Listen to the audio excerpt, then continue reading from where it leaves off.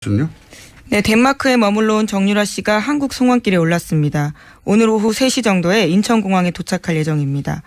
곧바로 검찰에 송환됩니다. 그렇군요.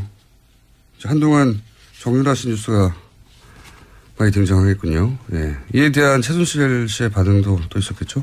네, 그제 재판에 나와서 또 관련 이야기했습니다. 최순실 씨는 유연희, 그러니까 정유라 씨의 개명 전 이름을 부르면서 유연희는 삼성 말 한 번 잘못 빌려 탔다가 완전히 여기 나와 있는 그대로 읽겠습니다. 병신이 됐고 승마협회에서 쫓겨났다. 애를 죽이려고 하지 말라. 이렇게 이야기했습니다. 언론이 보도한 대로 읽으신 거죠? 예. 네. 그렇게 실제로 이야기했습니다. 아직도 사태 파악이 잘 안 되는 것 같아요. 본인이 그렇게 말하면 사람들이 그렇게 받아들일 거라고. 그렇게 받아들여진 세상을 오래 살았으니까요. 네, 받아들여질 거라고. 그러니까 삼성 말 한 번 잘못 빌려졌다는 거잖아요. 아직도 그렇게 네, 주장하고 그렇게 있습니다. 주장하고 있고. 그리고 나서 승마협회에서 쫓겨났다는 거 아닙니까? 선수 생활을 더 이상 하지 못하게 됐다라는 취지의 이야기입니다. 사태 파악이 전혀 안 되는 것 같습니다. 다음 뉴스는요? 네, 조윤선 전 장관이 박근혜 전 대통령에게 드라마 등 TV 프로그램을 추천한 사실이 법정에서 공개됐습니다. 별게 다 공개되네요. 네, 블랙리스트 재판에서 박 전 대통령과 조 전 장관이 주고받은 휴대전화 문자 메시지 내용인데요. 조 전 장관은 박 전 대통령에게 대통령님 시간 있으실 때 혼술 남녀, 질투의 화신이라는 드라마나 예능 삼시세끼 3번째 시즌 보시면 좋을 것 같아요. 라는 문자 메시지를 보냈다라고 합니다. 또 조 전 장관은 저도 드라마를 꼭 한 편 보지 않으면 잠이 안 온다라는 내용의 문자도 보냈다라는 겁니다. 이건 이제 친밀도를 드러내기 위한 증거인가요? 네, 그렇습니다. 조 전 장관과 박 전 대통령이 얼마나 가까웠는지를 보여주기 위해서 특검이 관련 문자를 공개했다고 합니다. 박 전 대통령은 제 기억으로는 정규제 TV하고 인터뷰에서 드라마를 볼 시간이 없다라고 네, 그렇죠. 인터뷰를 했던 걸 아는데 제가 인터뷰를 했던 그 훨씬 전 2000년 초반에는 드라마를 굉장히 많이 본다고 그랬어요. 엄청나게 드라마에 대해서 자세히 알고 있고. 네. 드라마를 대통령이 된 다음에 많이 본다고 말할 수는 없었겠죠. 네. 어쨌든 재밌는 뉴스였고요. 다음은요. 박근혜 전 대통령 재판이 본격화되는 가운데 변호인단은 법정에서 수차례 재판 진행 절차에 문제를 제기하고 있습니다. 그래서 심리가 속도를 내지 못하고 있습니다. 박 전 대통령 쪽은 계속해서 지연 전략 펴고 있다라는 지적이 나오고 있는데 구속기간이 끝나는 10월까지 시간 끌어서 불구속 상태에서 재판받으려고 한다라는 겁니다. 이건 제가 한 얘기잖아요. 제가 며칠 전에. 네, 머니투데이에서 보도했습니다. 제가 방송에서 한 얘기를 가지고 다시 얘기한 게 아닐까. 네. 어쨌든 저도 제가 봐도 이 전략이에요. 그러니까 구속기간을 넘기려고 하는 것 같다. 또 하나의 이유는 이제 삼성 이재용 부회장 재판 결과 아주 국내 최고의 변호인단에 의해서 변호받고 있으니 사실 연동돼 있잖아요. 운명공동체예요. 그 결과가 나온 이후에 본인들의 재판이 진행되면 유리하지 않겠는가 하는 생각 하나 하고 6개월을 넘겨서 일단 나간 다음에 재판을 이어가겠다고. 네, 불구속 상태에서 받고 싶다라는 거죠. 지금 그래서 사실상 의미가 없는 문제 제기를 많이 하거든요. 네. 증인이나 참조인 모두 다 직접 나오라고 하고 있고. 제가 해봐서 하는데 증인이나 참고인을 딱딱딱딱 시간에 맞춰서 그 사람들이 시간에 맞춰서 올 수 없는 사정도 굉장히 많아요. 그렇죠. 어렵습니다. 네. 그럼 자꾸 연기되는 거군요. 뭐 한마디로 하여튼 6개월 넘기겠다는 겁니다. 네. 제가 말했는데. 그리고 이 공판장에 앉아있으면 졸려요. 근데 실제로 조는 모습이 목격됐습니다. 벌써 나왔어요? 네, 박근혜 전 대통령이요. 조는 뉴스 나올 거다. 조만간 미리 말했었어야 되는데. 졸립니다. 굉장히. 그 의자도 불편하고 정자세로 앉아있어야지 어디 기댈 데도 없잖아요. 예, 엎어질 수도 없고. 근데 그거 한 2시간 정도에 한 10분 정도 쉬면서 하루 종일 앉아있으면 졸게 돼 있어요. 경험이신가요? 초인적인 노력으로 졸지 않으려고. 왜냐면 피고인이 졸면 그게. 근데 저는 박근혜 전 대통령 분명히 졸 거라고 생각했거든요.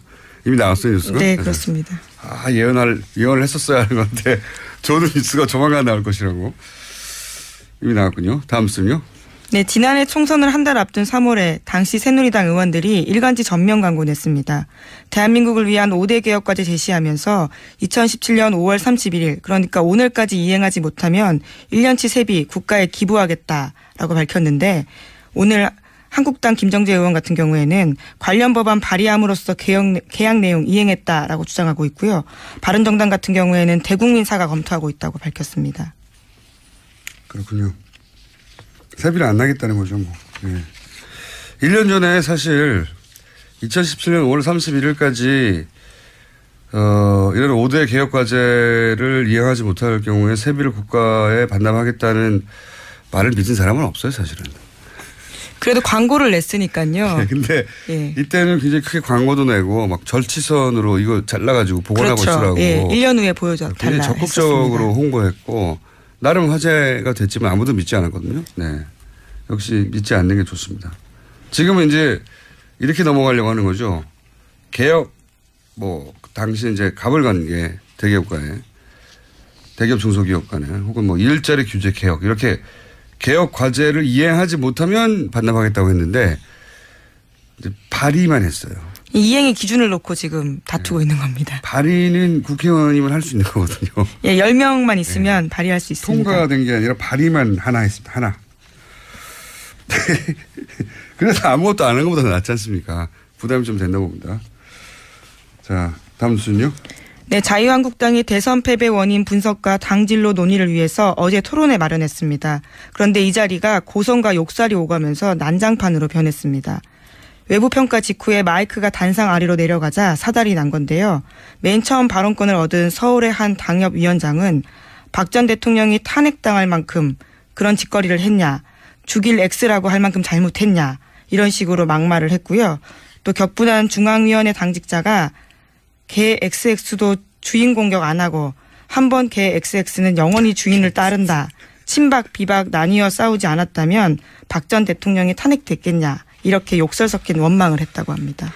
원래 이제 대선 패배 후에 평가 토론회는 격하게 되어 있어요. 근데 이제 여기는 물과 기름 같은 친박 비박이 여전히 그 권력 관계가 정리가 안 됐지 않습니까?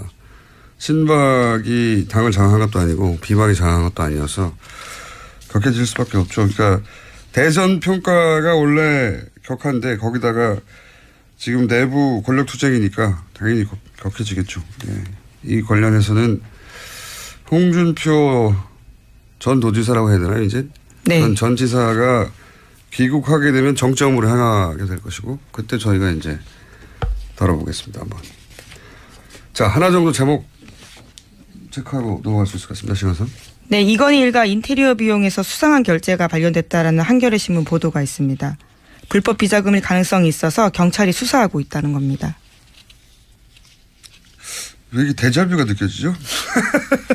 새로 나온 뉴스인데, 네. 네, 이건 그냥 그렇게 거론하고 넘어가고 제목 하나 정도 더 읽을 수 있을 것 같습니다. 네, 박근혜 정부 전 청와대 비서관이 황교안 전 총리가 특수활동비 사용 내역 알 거다라고 JTBC와 인터뷰했습니다. 이거는 처음에 나왔던 각이네요. 그러니까 이 특수활동비가 총리실 쪽에서 사용했을 거라고 했던 주장이 있었고 총리실은 아니라고 그랬고 예. 또 한 축에서는 급여에 보태줘서 사용됐다고 했고 그럼에도 불구하고 20억 정도 빈다 이게 나왔는데 이제 어쨌든 황교안 대행이 알 거라고 계속 주장하는 전 총무비서관 이야기입니다. 총무비서관 이야기가 나오네요. 그럴 수도 있겠죠. 예. 약간 이 뉴스는 제가 보기엔 황교안 총리가 아느냐 혹은 뭐 우병우 민정수석이 아느냐 문제보다 더 중요한 거는 이 돈이 당시 특수활동에 해당되는 제가 보기엔 그 당시에 청와대는 특수활동에 해당될 태극기 집회나 가짜뉴스 생산에 일부라도 전용이 됐느냐 그게 본질이라고 봅니다. 그렇다면 차원이 달라지는 사태가 벌어지겠죠. 오늘 여기까지 해야 되겠습니다.